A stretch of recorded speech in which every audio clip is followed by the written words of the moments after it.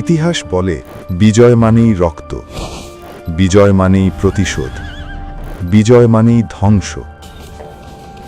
কিন্তু ৬২৯ খ্রিস্টাব্দে ইতিহাস থেমে গিয়েছিল এক মানুষের সামনে।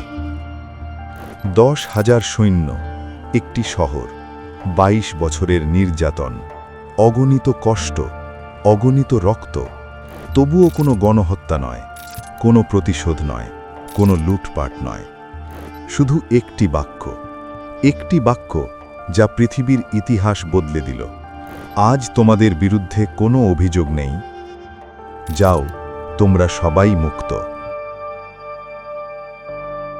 মদিনা মুনাওয়ারা, অষ্টম হিজরি, ৬২৯ খ্রিস্টাব্দ, রমজান মাসের এক সকাল। রাসূলুল্লাহ সাল্লাল্লাহু আলাইহি ওয়াসাল্লাম ফজরের নামাজ শেষে সাহাবীদের দিকে তাকালেন। তার চোখে এক অদ্ভুত দীপ্তি, যেন তিনি দূরের কিছু দেখতে পাচ্ছেন। আবু বকর রাদিয়াল্লাহু কাছে এসে জিজ্ঞেস করলেন, ইয়া রাসূলুল্লাহ, আপনি কি ভাবছেন? রাসূল সাল্লাল্লাহু আলাইহি ওয়াসাল্লাম মৃদু হাসলেন। তুমি কি মনে রাখো সেই দিনটা, যেদিন আমরা মক্কা ছেড়ে হিজরত করেছিলাম? অবশ্যই ইয়া রাসূলুল্লাহ, সওর গুহায় ৩ দিন লুকিয়েছিলাম। কাফেররা আমাদের খুঁজছিল, মৃত্যু ছিল হাতের মুঠোয়। হ্যাঁ, আর সেদিন আমি তোমাকে কি বলেছিলাম? আবু বকর রাদিয়াল্লাহুর চোখে পানি এসে গেল। আপনি বলেছিলেন, চিন্তা করো না, আল্লাহ আমাদের সাথে আছেন। রাসূল সাল্লাল্লাহু আলাইহি ওয়াসাল্লাম আকাশের দিকে তাকালেন।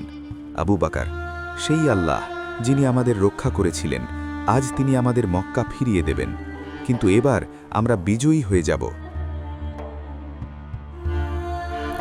চারপাশের সাহাবীরা স্তম্ভিত। মক্কা, সেই মক্কা যেখান থেকে তাদের তাড়িয়ে দেওয়া হয়েছিল, যেখানে তাদের উপর অত্যাচার করা হয়েছিল, সেই মক্কা জয় করা সম্ভব? ওমর রাদিয়াল্লাহু দাঁড়িয়ে বললেন, ইয়া রাসূলুল্লাহ, আমরা প্রস্তুত। যখন আপনি আদেশ দেবেন আমরা মক্কার দিকে রওনা হব। কিন্তু রাসূল সাল্লাল্লাহু আলাইহি ওয়াসাল্লাম মাথা নাড়লেন। ওমর, এই যুদ্ধ অন্য রকম হবে। এটা প্রতিশোধের যুদ্ধ নয়, এটা মুক্তির যুদ্ধ। কিছুদিন আগে কথা, হুদাইবিয়ার সন্ধি হয়েছে। মুসলিম ও কুরাইশদের মধ্যে ১০ বছরের যুদ্ধবিরতি। কিন্তু কুরাইশরা সন্ধি ভাঙল কিভাবে? খুজা গোত্র ছিল মুসলিমদের মিত্র, বানু বাকার গোত্র ছিল কুরাইশদের মিত্র। এক রাতে বানু বাকার কুরাইশদের সাহায্যে খুজা গোত্রের উপর আক্রমণ করল, নিরীহ মানুষদের হত্যা করল। খুজার লোকেরা ছুটে এলো মদিনায়, রাসূলের কাছে। তাদের নেতা আমর ইবনে সালিম কাঁদতে কাঁদতে বললেন, ইয়া রাসূলুল্লাহ, কুরাইশরা সন্ধি ভেঙেছে, তারা আমাদের উপর আক্রমণ করেছে। এমনকি আমরা কাবার পবিত্র প্রাঙ্গণে আশ্রয় নিয়েছিলাম, কিন্তু সেখানেও তারা আমাদের হত্যা করেছে। রাসূলের চেহারা গম্ভীর হয়ে গেল। তিনি দাঁড়িয়ে বললেন, আমর ইবনে সালিম, তোমাকে সাহায্য করা হবে। তারপর আকাশের দিকে হাত তুলে দোয়া করলেন, হে আল্লাহ, কুরাইশদের চোখ থেকে আমাদের গোপন রাখো, যাতে আমরা হঠাৎ তাদের কাছে পৌঁছে যাই। গোপন প্রস্তুতি। রাসূল আদেশ দিলেন, সবাই প্রস্তুত হও, কিন্তু গোপনে, কাউকে জানতে দিও না আমরা কোথায় যাচ্ছি। সাহাবীরা বুঝলেন কিছু একটা বড় ঘটতে যাচ্ছে। ১০,০০০ সাহাবী একত্রিত হলেন, অস্ত্র প্রস্তুত করা হলো, খাবার সংগ্রহ করা হলো, কিন্তু কেউ জানে না গন্তব্য কোথায়। এমন সময় একজন সাহাবী হাতিব ইবনে আবি বালতাআ একটা বড় ভুল করলেন। তিনি মক্কায় একটা গোপন চিঠি পাঠালেন। চিঠিতে লিখলেন, রাসূল সাল্লাল্লাহু আলাইহি ওয়াসাল্লাম তোমাদের আক্রমণ করতে আসছেন, সাবধান হও। কেন তিনি এমন করলেন? তার পরিবার মক্কায় ছিল। তিনি ভেবেছিলেন এই সংবাদ দিলে হয়তো কুরাইশরা তার পরিবারের ক্ষতি করবে না, কিন্তু আল্লাহ তার রাসূলকে জানিয়ে দিলেন। রাসূল আলী রাদিয়াল্লাহু, জুবাইর রাদিয়াল্লাহু এবং মিকদাদ রাদিয়াল্লাহুকে ডেকে বললেন, তোমরা রওনা হও, একটা নির্দিষ্ট জায়গায় একজন মহিলা যাচ্ছে, তার কাছে একটা চিঠি আছে, সেই চিঠি নিয়ে এসো। ৩ জন ছুটে গেলেন, ঠিক সেই জায়গায় পেলেন সেই মহিলাকে। চিঠি দাও। আমার কাছে কোনো চিঠি নেই। চিঠি বের করো, নইলে তল্লাশি নিতে হবে। অবশেষে মহিলা তার চুলের ভেতর থেকে চিঠি বের করল। চিঠি রাসূল সাল্লাল্লাহু আলাইহি ওয়াসাল্লামের কাছে নিয়ে আসা হলো। হাতিবকে ডাকা হলো।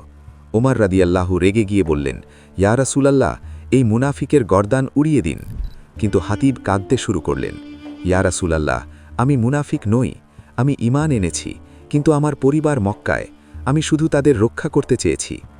রাসূল তার দিকে তাকালেন, তারপর ওমর রাদিয়াল্লাহুকে বললেন, ওমর, তুমি কি জানো না হাতিব বদর যুদ্ধে অংশগ্রহণ করেছিল আর আল্লাহ বদরের যোদ্ধাদের ক্ষমা করে দিয়েছেন? হাতিব মাফ পেয়ে গেলেন। এই ঘটনা শেখায় ইসলাম শুধু শাস্তি দেয় না, ক্ষমাও করে। রমজান মাসের 10 তারিখ 10,000 সাহাবী রওনা হলেন। এমন বিশাল বাহিনী আরবে আগে কখনো দেখা যায়নি। পথে পথে মানুষ দাঁড়িয়ে দেখছে, অবাক হয়ে। এত বড় বাহিনী কোথায় যাচ্ছে কেউ জানে না, এমনকি অনেক সাহাবীও জানেন না, কিন্তু তারা রাসূল সাল্লাল্লাহু আলাইহি ওয়াসাল্লামের পেছনে চলছেন। পথে আব্বাস রাদিয়াল্লাহু, রাসূলের চাচা, তার পরিবার নিয়ে মক্কা ছেড়ে আসছিলেন। তিনি দেখলেন এই বিশাল বাহিনী, বুঝে গেলেন মক্কা বিজয়ের সময় এসেছে। তিনি রাসূলের সাথে যোগ দিলেন। মক্কার কাছাকাছি এসে রাসূল থামলেন মাররুজ জাহরান নামক স্থানে। রাত্রিবেলা তিনি আদেশ দিলেন, প্রতিটি গোত্র আলাদা আলাদা আগুন জ্বালাও। 10,000 আগুন জ্বলে উঠল। পুরো উপত্যকা আলোকিত হয়ে গেল। দূর থেকে দেখলে মনে হয় যেন তারার সমাবেশ। আবু সুফিয়ানের আত্মসমর্পণ। মক্কায় তখন আতঙ্ক। কুরাইশদের নেতা আবু সুফিয়ান বুঝতে পারছিলেন না কি করবেন। রাতে তিনি দুজন সাথী নিয়ে বের হলেন, দেখতে গেলেন কে আসছে। দূর থেকে দেখলেন হাজার হাজার আগুন জ্বলছে। ভয়ে তার পা কাঁপতে লাগল। এত বড় বাহিনী, এরা কারা? ঠিক তখন আব্বাস রাদিয়াল্লাহু তাকে দেখে ফেললেন। আবু সুফিয়ান, তুমি এখানে কেন? আব্বাস রাদিয়াল্লাহু চিনতে পারলেন আব্বাসকে। আব্বাস, এই বাহিনী কার? আব্বাস রাদিয়াল্লাহু গম্ভীরভাবে বললেন, এই বাহিনী মুহাম্মদ সাল্লাল্লাহু আলাইহি ওয়াসাল্লামের। তিনি মক্কা জয় করতে আসছেন। এখন তোমার দুটো পথ, হয় ইসলাম গ্রহণ করো, নয়তো মৃত্যু। আবু সুফিয়ান আতকে উঠলেন। আব্বাস রাদিয়াল্লাহু তাকে নিয়ে গেলেন রাসূলের কাছে। রাসূল তাকে দেখলেন। এই সেই আবু সুফিয়ান যে উহুদ যুদ্ধে মুসলিমদের আক্রমণ করেছিল, যে বদরে মুসলিমদের বিরুদ্ধে যুদ্ধ করেছিল, যে রাসূলকে হত্যা করার চেষ্টা করেছিল। কিন্তু রাসূল তাকে কিছু বললেন না, শুধু জিজ্ঞেস করলেন, আবু সুফিয়ান, এখনও কি সময় আসেনি যে তুমি বুঝবে লা ইলাহা ইল্লাল্লাহ? আবু সুফিয়ান মাথা নিচু করলেন। এখনও কি সময় আসেনি যে তুমি বুঝবে আমি আল্লাহ রাসূল? দীর্ঘ নীরবতা। তারপর আব্বাস রাদিয়াল্লাহু ফিসফিস করে বললেন, আবু সুফিয়ান, এখন তুমি কলেমা পড়ো, নইলে তোমার গর্দান যাবে। আবু সুফিয়ান অবশেষে বললেন, আশহাদু আল্লা ইলাহা ইল্লাল্লাহু ওয়া আশহাদু আন্না মুহাম্মাদার রাসূলুল্লাহ। ইসলামের চরম শত্রু ইসলাম গ্রহণ করল।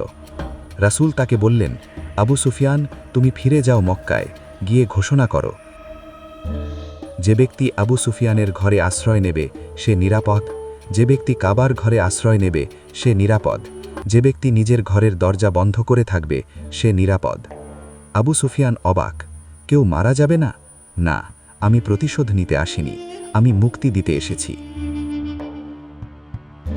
মক্কা প্রবেশ। ইতিহাসের সবচেয়ে বিনয়ী বিজয়।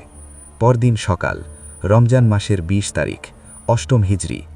10,000 মুসলিম সৈন্য মক্কার দিকে এগোতে শুরু করল। 4টি দল 4 দিক থেকে প্রবেশ করবে। খালিদ বিন ওয়ালিদ রাদিয়াল্লাহু দক্ষিণ দিক থেকে, জুবায়ের রাদিয়াল্লাহু উত্তর দিক থেকে, আবু উবাইদা রাদিয়াল্লাহু পশ্চিম দিক থেকে, আর রাসূল নিজে মূল বাহিনী নিয়ে। সবাইকে আদেশ দেওয়া হয়েছিল, কাউকে আক্রমণ করো না যতক্ষণ না তারা আগে আক্রমণ করে।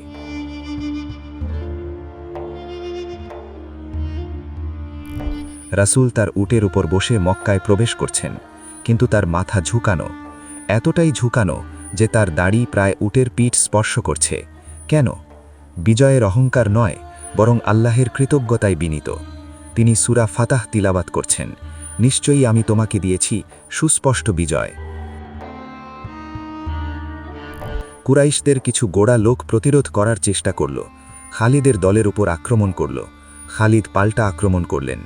মাত্র 13 জন কুরাইশ নিহত হল। ব্যাস, যুদ্ধ শেষ। বাকিরা সবাই আত্মসমর্পণ করল। 10,000 সৈন্যের বাহিনী একটা শহর জয় করল, কিন্তু কোনো গণহত্যা হলো না, কোনো লুটপাট হলো না, কোনো ধ্বংসযজ্ঞ হলো না। এটাই ইসলামের যুদ্ধ। রাসূল সাল্লাল্লাহু আলাইহি ওয়াসাল্লাম সোজা কাবা শরীফের দিকে গেলেন। কাবার চারপাশে তখন 360টি মূর্তি, প্রতিটি গোত্রের নিজস্ব মূর্তি। রাসূল সাল্লাল্লাহু আলাইহি ওয়াসাল্লাম তার লাঠি গিয়ে একটা একটা করে মূর্তি স্পর্শ করছেন আর তিলাওয়াত করছেন, সত্য এসেছে এবং মিথ্যা বিলুপ্ত হয়েছে। নিশ্চয়ই মিথ্যা বিলুপ্ত হওয়ারই ছিল। সূরা ইসরা 81। মূর্তি ভাঙার শব্দ, পুরনো যুগের সমাপ্তি, নতুন যুগের সূচনা। সাহাবীরা দেখছেন বিস্ময়ে। এই সেই কাবা যেখানে তাদের অত্যাচার করা হয়েছিল, যেখান থেকে তাদের তাড়িয়ে দেওয়া হয়েছিল। আজ সেই কাবা মুক্ত। কাবার ভেতরে ছবি ছিল।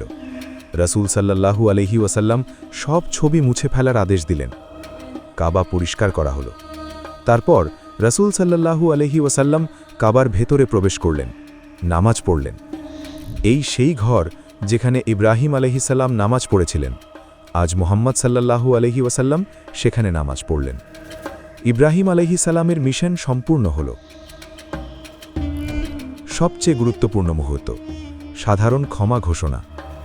নামাজ শেষে রাসূল সাল্লাল্লাহু আলাইহি ওয়াসাল্লাম কাবার দরজায় দাঁড়ালেন।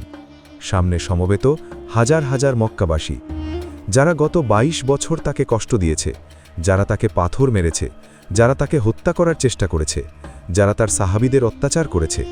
তারা সবাই এখন ভয়ে কাঁপছে, জানে না কি হবে। রোমানরা যখন কোনো শহর জয় করত, তারা গণহত্যা চালাত। পারসিকরা যখন কোনো শহর জয় করত, তারা সব লুটপাট করত। কিন্তু মুহাম্মদ সাল্লাল্লাহু আলাইহি ওয়াসাল্লাম কি করবেন? সবাই নীরবে অপেক্ষা করছে। রাসূল সাল্লাল্লাহু আলাইহি ওয়াসাল্লাম তাদের দিকে তাকালেন। তারপর জিজ্ঞেস করলেন, হে কুরাইশগণ, তোমরা কি মনে করো আমি তোমাদের সাথে কেমন ব্যবহার করব? নীরবতা, কেউ কিছু বলছে না। অবশেষে একজন বলল, আপনি উদার ভাইয়ের ছেলে। রাসূল হাসলেন। তারপর বললেন, যে কথা ইতিহাস পরিবর্তন করে দিল।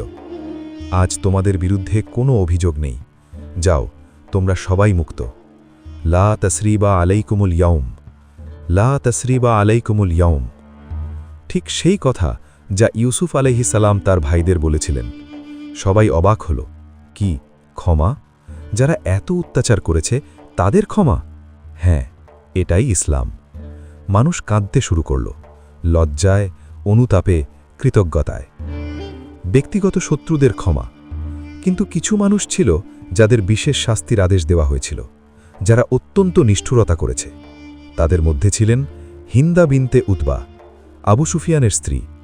উহুদ যুদ্ধে হামজা রাদিয়াল্লাহুকে শহীদ করার পর তার লিভার চিবিয়ে খেয়েছিল। এমন নিষ্ঠুরতা। কিন্তু যখন সে ইসলাম গ্রহণ করল, রাসূল সাল্লাল্লাহু আলাইহি ওয়াসাল্লাম তাকেও ক্ষমা করে দিলেন। ওয়াহশী, যে ব্যক্তি হামজা রাদিয়াল্লাহুকে বর্ষা দিয়ে হত্যা করেছিল, সে এসে ক্ষমা চাইল। রাসূল সাল্লাল্লাহু আলাইহি ওয়াসাল্লাম তাকে দেখতে পারছিলেন না, কারণ তার প্রিয় চাচার খুনি। কিন্তু তিনি বললেন, তুমি ইসলাম গ্রহণ করলে ক্ষমা পাবে, কিন্তু আমার সামনে আসবে না। ওয়াহশী ইসলাম গ্রহণ করল। পরবর্তীতে সে মুসাইলামা কাজ্জাবকে হত্যা করে নিজের অতীত মুছে ফেলল। ইকরিমা ইবনে আবু জাহালের ছেলে, রাসূল সাল্লাল্লাহু আলাইহি ওয়াসাল্লামের চরম শত্রু। সে পালিয়ে যাচ্ছিল সমুদ্রপথে, কিন্তু তার স্ত্রী উম্মে হাকিম ইসলাম গ্রহণ করল। তারপর দৌড়ে গিয়ে তাকে ফিরিয়ে আনল, বলল, মুহাম্মদ সবচেয়ে উদার মানুষ, তিনি তোমাকে ক্ষমা করবেন। ইকরিমা ফিরে এসে ইসলাম গ্রহণ করল। রাসূল সাল্লাল্লাহু আলাইহি ওয়াসাল্লাম তাকে এত ভালোবাসলেন যে বললেন, ইকরিমা পিতার কথা তার সামনে বলো না, সে একজন নতুন মানুষ। পরবর্তীতে ইকরিমা একজন মহান মুজাহিদ হয়ে ইয়ারমুক যুদ্ধে শহীদ হন। সবচেয়ে আবেগময় ক্ষমা, আবু সুফিয়ান পরিবার। আবু সুফিয়ান এবং হিন্দা দুজনেই ইসলামের চরম শত্রু ছিল, কিন্তু যখন তারা ইসলাম গ্রহণ করল, রাসূল সাল্লাল্লাহু আলাইহি ওয়াসাল্লাম শুধু ক্ষমাই করলেন না, বরং তাদের সম্মানিত করলেন। আবু সুফিয়ানের ছেলে মুয়াবিয়া রাদিয়াল্লাহু পরবর্তীতে খালিফা হলেন। আবু সুফিয়ানের আরেক ছেলে ইয়াজিদ একজন মহান সেনাপতি হলেন। ক্ষমার এই ঘোষণার পর কি হল? মক্কাবাসীরা দলে দলে ইসলাম গ্রহণ করতে শুরু করল। যারা 22 বছর ইসলামের বিরোধিতা করেছে, তারাই এখন ইসলাম গ্রহণ করছে। কেন? কেন তারা বুঝে গেছে এটা সত্য ধর্ম। যে ধর্ম শত্রুকেও ক্ষমা করে সেই ধর্ম অবশ্যই সত্য। আবু সুফিয়ান বলল, আমি যখন দেখলাম মোহাম্মদ বিজয়ী হওয়ার পরও আমাদের ক্ষমা করে দিলেন, তখন বুঝলাম তিনি সত্যিই আল্লাহর রাসূল। প্রিয় দর্শক, গল্পটির কোন অংশ আপনাদের কাছে ভালো লেগেছে কমেন্ট করে জানাতে ভুলবেন না। আর কোন বিষয় নিয়ে ভিডিও চান তা কমেন্ট করে জানাবেন। ইসলামের আলোকে বিশ্বের কাছে পৌঁছানোর মিশনে আপনিও হয়ে যান আমাদের পথের সাথী ভাই। চ্যানেলে নতুন হলে অবশ্য লাইক, কমেন্ট এবং সাবস্ক্রাইব করে পাশে থাকবেন। সবাইকে দিনের পথে থাকার তৌফিক দান করুক, আমিন।